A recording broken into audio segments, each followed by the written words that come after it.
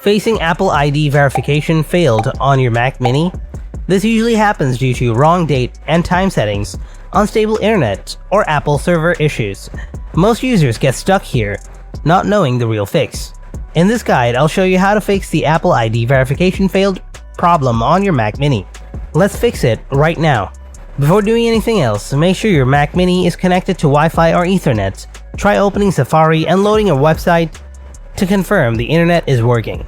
After that, try these advanced solutions. Solution 1. Turn on location services. First, open up the Settings app on your Mac Mini. Then scroll down a little bit, find the Privacy and Security, click on it, then click on the Location service. Now make sure to toggle it on. Here you need to set the admin name and password. Then click on Modify Settings.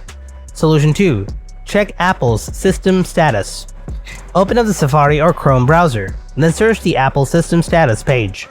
Next, click on Support System Status URL. Now check if Apple ID has an outage. Then, you need to wait until it's resolved. If you see that all the options are green marked, then you need to understand that Apple's system server is working perfectly. Solution 3. Set time and date automatically. Go to the Settings app again. Next, select the General option. Now scroll down, click on Date and Time. Now enable Set Time and Date automatically. If you are still facing the same issue, then follow my last solution. Solution 4. Check Software Update. Open up the Settings app, then tap General, now tap Software Update. If you find any software updates available, then update your software. And that's all. Thanks for watching, I'll see you in the next video. Until then, stay tuned and take care.